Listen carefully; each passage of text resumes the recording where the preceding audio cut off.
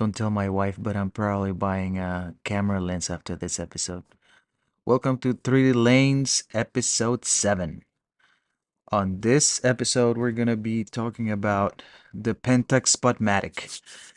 This camera, it's a camera that I do own, and it came to me as a gift, an unexpected gift. One of my cousins, he took photography in college, and he said, "Well, I'm not using this camera. You want to take it?" And I was like, "Sure, man, just give it to me."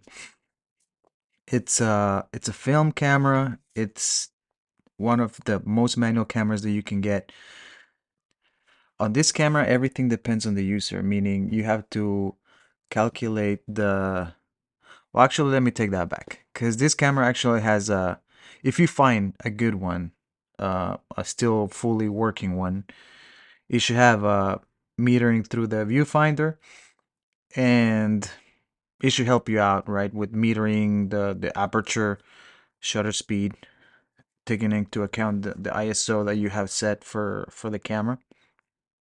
But in my case, the metering through the viewfinder doesn't work. So in my case, it is an actual very manual camera. I need to use either use the Sunny 16 rule, or I need to have a a meter app on my phone, which is what I usually use, and meter through there, change the aperture, shutter speed, and all that stuff, and take the shot, right.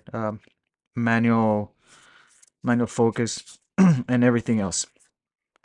The camera does have a few features that are really cool, like it has a timer on the side, and it lets you kind of choose if you're shooting a color film or panchromatic film. um, it has a cold shoe, not a hot shoe, and a battery cover at the bottom. Otherwise, pretty standard as any other cameras back from the 60s, 70s. But let's dig in. Let's start looking into the story of the Pentax Spotmatic. The the birth of the Spotmatic. It was introduced in 1964 by Asahi Optical Company, which was later rebranded Asahi Pentax or Pentax Corporation. It was one of the first commercial available 35mm SLR cameras to feature through the lens light meter. We're going to abbreviate this as TTL. This innovative feature would become a standard in the future SLR designs. And just a parenthesis here, because I was looking into this, and the Spotmatic was not the very first camera to have the through the lens metering, the TTL metering, but it was actually the Topcon RE Super. That was the very first camera to have it. Don't ask me anything about that camera because I know nothing about it. But yeah, fun fact, it was technically the second one. Uh, Another interesting fact is that the Spotmatic name was uh was created because the camera was supposed to have spot metering, and that's why they called it Spotmatic.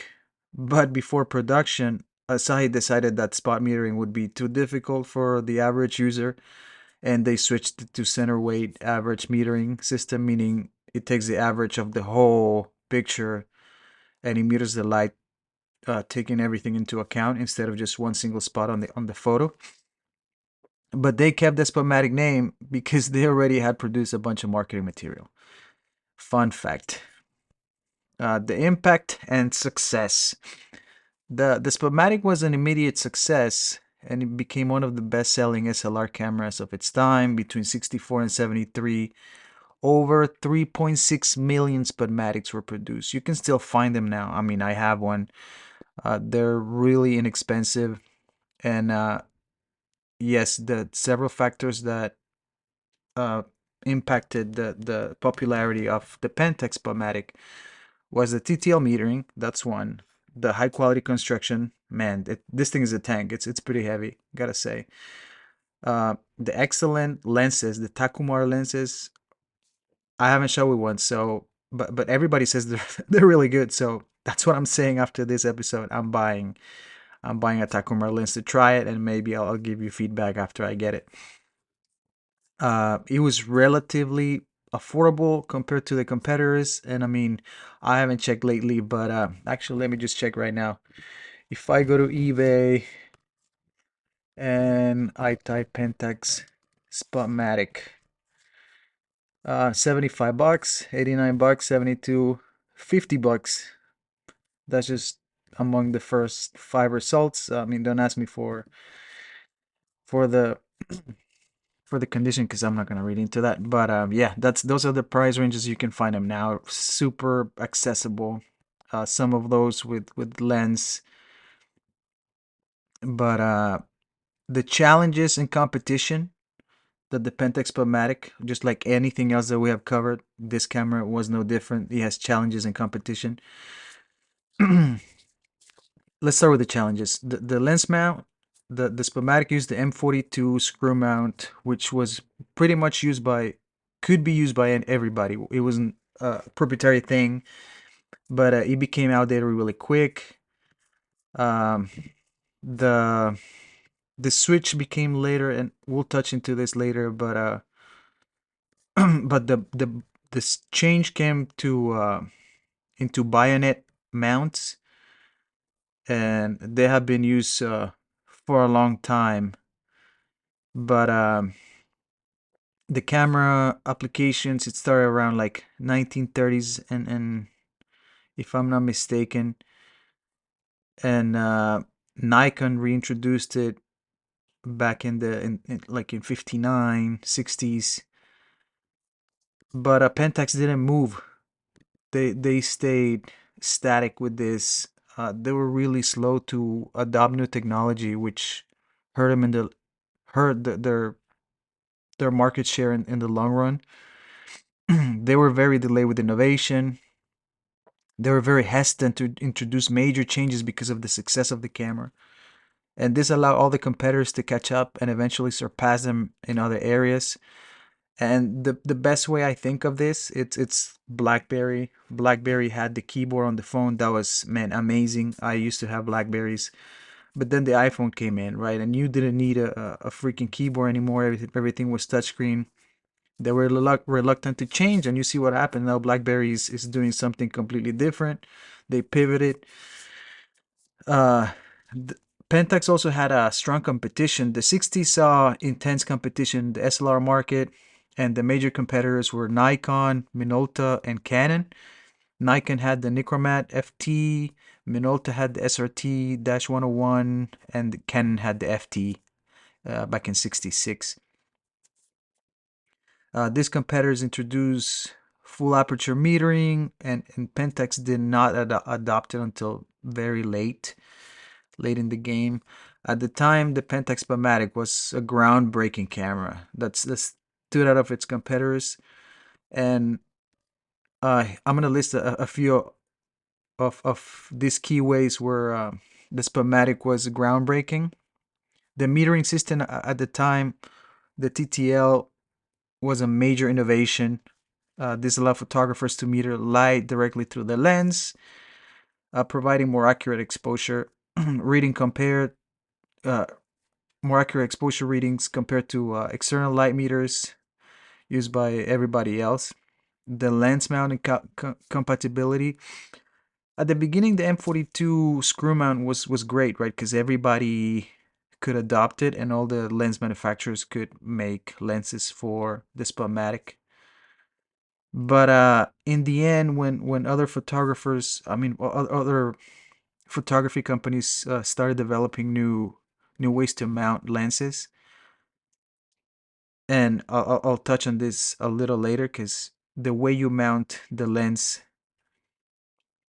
can be a deal breaker for some features. So when this came into market and Pentax didn't move or it didn't change the screw mount, uh, they got surpassed. But initially, just because it's kind of like open source kind of design, it helped them quite a bit. And they were able to use, again, like I said before, they were able to use lenses from competitors and offering the photographer more lens options, which was great. The build quality and reliability of the camera was really good. It was built to last, with many units still functioning decades later. Like I've told you, I have one. The reliability helped establish Pentax's reputation in the market, which was pretty strong. Affordability. The Spotmatic offered advanced features at a relatively affordable price compared to other high-end competitors like Nikon and Canon. This made it accessible to a wide range of photographers, and it contributed to its popularity of the brand and popularity of the camera. One huge point that I want to touch on is the lenses, the Takumar lenses. These lenses were really great, and up until now, I mean, you can find them cheap, but the lenses are supposed to be really sharp, and they had some features that I'm going to touch on, uh, like the super multi-coated SMC abbreviation, right? Takumars were highly regarded and helped set the Spotmatic apart. The lenses played a crucial role in the success of the Pentax Spotmatic, and they contribute to the reputation. Um, Mainly because, well, one of the things was the quality, the optical quality, and the build quality. When it comes to optical quality, they were known for their sharpness, and especially when they're stopped down slightly, from what I'm told, right? The Super Takumar 50 millimeter, the one with the 1.4 aperture, it's supposedly one of the best. I'll let you know. Many Takumar lenses offer high quality optics compared to more expensive brands, which was great. The build quality, they were all metal, no plastic components. The focus action, some people call it buttery or silky. Again, I'll let you know later. Their durability and reliability contribute to the overall quality perception of the Spotmatic system. There was a wide versatility and range for these lenses. Uh, they included focal lengths from ultra wide 18 millimeters to super telephoto, and this is no joke. The super telephoto that I have seen, it's between 800 and 1000 millimeters. That thing's like a bazooka, but they do exist, and I saw him on. I was actually looking on eBay for like 299. It's not a Takumar, but a Rubinar 1000 millimeter f10. Crazy stuff. It looks huge, but they were really affordable. I I've looked at KEH, and the most expensive ones that you can find, for example, the Pentax 50 millimeter, it's like 118, $118. That's not that expensive. I mean, compared to Leica lenses, that's this is a bargain. These lenses were more affordable than Nikon or Canon back in the day. The pricing strategy made Spotmatic, or the Spotmatic system, we can say, more attractive to amateur photographers and professionals on a budget, actually. The brand reputation, Asahi Optical, was known mainly because it was a lens manufacturer, not because a camera manufacturer. The cameras came after. The success of the Takumar lenses helped establish Pentax as a major player in the camera industry. Um, yeah, there's no question. All the price and the quality that you offer, it's a make or break situation in the market, right? The innovation, some models of these lenses use radioactive thorium glass elements. Uh, I don't know exactly what that entails. It's a treatment of the glass, but it was supposed to improve optical performance. I don't know how well that survived through time, so I don't know if that still applies today. The lenses that I look at are the super multi-coated Takumars. Those are still available, supposedly still great. And this coating was a really advanced lens coating technology at the time. At the time, sorry. The combination of optical quality, build excellence, versatility, and value offered by Takumar lenses was instrumental, let's call it, in making the Spotmatic a best-selling camera and establishing Pentax as a competitor in the SLR market. The ergonomics and usability of the camera. The camera on its own, it's like it's really small. Honestly, the body is really small.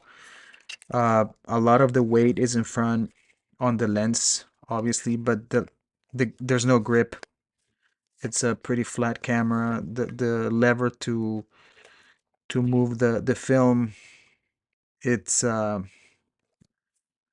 it's really nice. It's metal, and all there's like there's only the shutter speed knob on the top, and that's it. That's basically all you need. Then the aperture, you change it on the lens, the focus on the lens, and then the shutter on the top. But it's a pretty cool camera, pretty small. I really like carrying it around. It's not bulky. Ergonomics, I honestly have no complaints about it. I know people like grips, but I honestly don't care. The market impact, the next item, the Spotmatic was so successful that it outsold its major competitors combined for several years, establishing Pentax as a major player in the SLR market. And while the Spotmatic was innovative, it did face some challenges. Um, the stop-down metering system was slower than the open aperture metering introduced by the competitors later, and Pentax was really slow to adopt new technologies, which hurt them in the long run, like the Bayonet lens mount, that eventually put them at a disadvantage compared to more rapidly evolving competitors. So, what was the legacy and later developments that were triggered by the Spotmatic? Well, the Spotmatic trigger the Spotmatic 2, the SP500, and the Spotmatic F. Its chassis also formed the basis for later Pentax models like the K2, KX, KM, and the so renowned and legendary K1000. Even a lady that was painting faces at a kids party told me, because she saw me shooting with my old medium format. She was like, "Oh, I used to have a K1000." Those K1000s are pretty famous. A lot of people have used them. I don't know if it's even the K1000 more significant than the Spotmatic. It might be. I've never shot with one, but yeah, that's another big name for Pentax. Pentax continued to innovate, introducing features like the world's first 35mm with TTL open aperture metering in the Electrospotmatic, which is another iteration of the Spotmatic. However, they were slow to adopt some changes, like switching from the M42 to the K mount. It didn't happen until 1975, and again, uh, those type of mounts were used from way before. So final thoughts. The Pentax Spotmatic, it represents a significant milestone in photography history. It has innovative features, coupled with reliability, affordability, uh, made it a favorite among amateur photographers and professional photographers. While Pentax faced challenges and strong competition, the Spotmatic's legacy continues to influence camera design to this day. We have the Pentax coming out with new cameras like the Pentax 17. Man, that's an exciting camera. I mean, it's not for everybody. A lot of the pros are just happy to see it, but it might be an introduction to for new people to go into film photography again. Pentax is a brand that I really appreciate. more specifically for this camera, they have really left a print in my heart. This camera has helped me a lot to learn about photography, manual photography. I don't use the TTL. I mean, I know that was one of the advancements of this camera, but what about you? What's the camera, if you use a camera, what's the camera that taught you the most, or what's one of the cameras that you love that you still have? Let me know in the comments, either on social media or YouTube or Spotify, anywhere we have a presence. I really appreciate your time. Thanks for listening. This has been 3D Lanes number 7. See you next time.